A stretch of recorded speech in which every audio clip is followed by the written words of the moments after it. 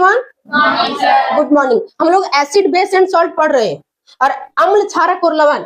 और अम्ल क्षारक लवण में आज हम लोग जो पढ़ेंगे वो पढ़ेंगे कि कौन से प्राकृतिक स्रोत में कौन से अम्ल पाया जाता है, किस पदार्थ में कौन सा अम्ल पाया जाता है। समझा कि नहीं?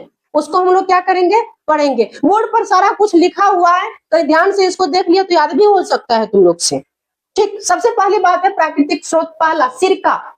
सिरका जो होता है उसमें एसिटिक अम्ल होता है। संतरा, इसमें सिट्रिक अम्ल होता है। इमली खाया होगा, खट्टा खट्टा, लड़कियों को बहुत पसंद आता है ये सब। तो ये इमली में कौन सा अम्ल? टार्टरिक अम्ल। इस बार के एग्जाम में ये वाला पूछा गया था, ठीक ना। इमली में कौन सा अम्ल? टार्टरिक अम्ल। टमाटर में कौन सा अम्ल? ऑक्जेलिक अम्ल। दही में लैक्टिक अम्ल। देखो दूध भी रहेगा तो दूध में भी लैक्टिक अम्ल, ठीक ना, क्योंकि उसमें एक बैक्टीरिया होती है लैक्टोबैसिलस, और लैक्टोबैसिलस जो होता है वो दूध को किस में कन्वर्ट कर देता है? दही में। कोई आपत्ति? नींबू जो होता है, नींबू में सिट्रिक अम्ल पाया जाता है। चींटी का डंक, तुम लोग चींटी देखा होगा, जो छोटका छोटका करिया करिया चींटी रहता है, चाहे ललका ललका जो चींटी रहता है, काटता है ना तो लहराए देता है, एकदम लहराता है ना, लाल कर देते ना, खुजलेते रह जाता है।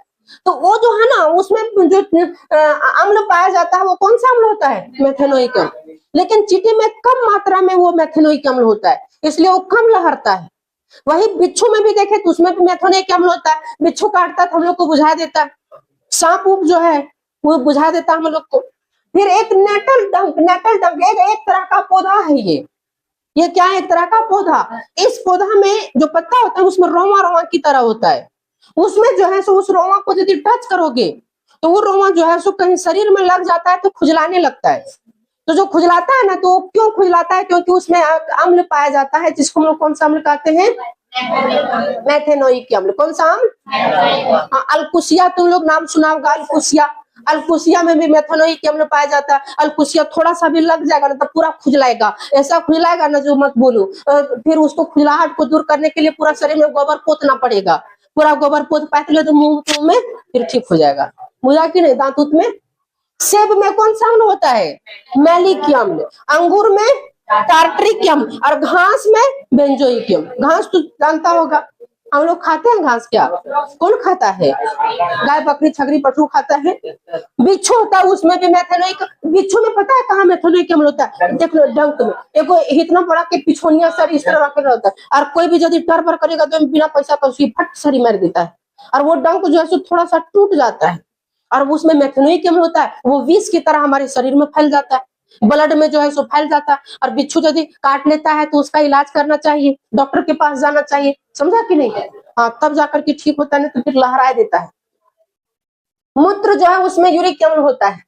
मूत्र में टॉयलेट जिसको बोलते हैं। खट्टे फल जो होते हैं साइट्रिक अम्ल होता है। खट्टे फल, जितना भी प्रकार का खट्टा फल हो गया, समझा कि नहीं, सब में कौन सा अम्ल? साइट्रिक अम्ल। गन्ना में मैलिक अम्ल। गन्ना समझते हो? कतारी, कतारी में कौन सा अम्ल? मैलिक अम्ल। केला में मैलिक अम्ल। आंवला में एस्कॉर्बिक अम्ल। ये बहुत बार पूछा जाता है, ठीक ना। आम में साइट्रिक अम्ल। आम समझते हो ना? साइट्रिक अम्ल। चाय, चाय समझते हो? किसी किसी का चाय का आदत लग जाता है, चाय से इतना प्यार हो जाता है कि तुम नहीं तो कोई और नहीं, सुबह शाम एकदम आदत लग। और चाय में बिस्किट घोर के, चाय कभी नहीं पीना चाहिए। समझा कि नहीं? चाय का आदत नहीं लगाओ।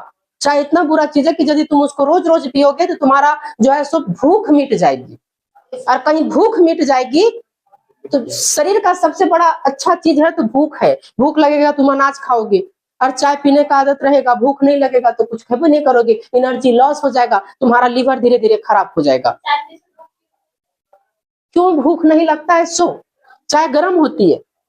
हमारे स्टमक जो होता है ना, स्टमक जो होता है ना, उस स्टमक में जो गैस्ट्रिक जूस निकलता है डाइजेशन के लिए, उस गैस्ट्रिक जूस को इफेक्ट करता है, प्रभावित करता है।